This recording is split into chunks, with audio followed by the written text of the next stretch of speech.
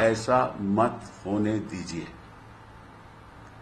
ये भी मैं आपसे आग्रह करना चाहता हूं। आप सब चौकन्ने रहिए। The government is not supreme, it is the people of India and a democracy who are supreme. You can't fool the people all the time. You can fool the people some of the time. तो फिर तो दाल में कुछ ना कुछ काला है ना, कि सभी की इस बात में रजामंदी कैसे हो गई। ये लोग हाथे हाथे भी फायदा करा लेते हैं। मैं सभी काउंटिंग एजेंट से आग्रह करना चाहता हूं कि जब तक पूरा चुनाव खत्म न हो, जब तक उनको सर्टिफिकेट ऑफ विक्ट्री न मिले, वहां से वो उठे नहीं।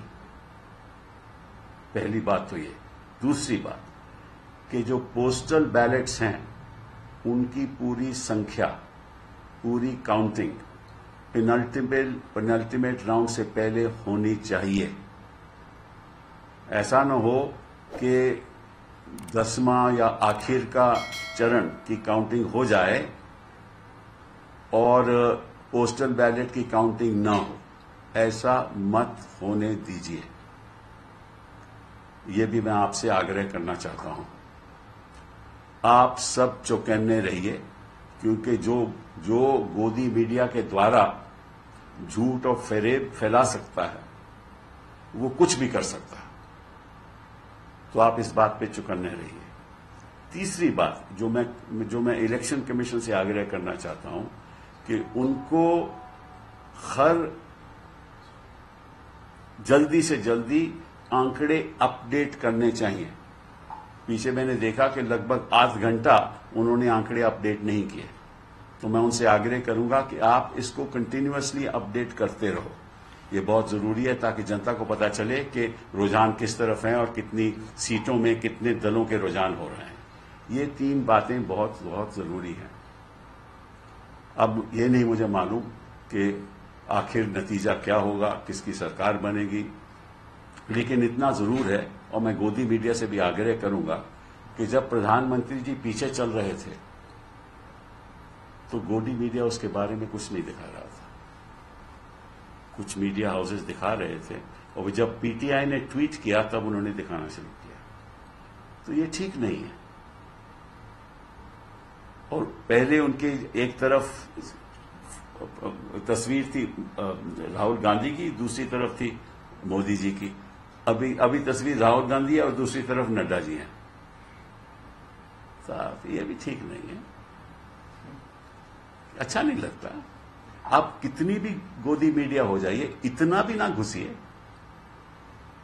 क्योंकि कहीं ना कहीं तो आपकी जवाबदेही होगी ना। The time will come, no matter what happens, that you will have to answer. All the media channels will have to answer as to how they got these results and how they manipulated, if at all they manipulated. I don't know. They may still get 400. I don't know. But if they don't, somebody will have to answer. What is the role of money? What is the role of the corporate sector? What is the role of the political party in manipulating these results? Is that an offense? Is that an offense? I don't know. These are questions that have to be asked, because exit polls one after the other, not an exception, except for 1 or 2, showed a runaway victory. But the fact of the matter is, any government ultimately is answerable to the people. The government is not supreme, it is the people of India and a democracy who are supreme. And you can't fool the people all the time. You can fool the people some of the time.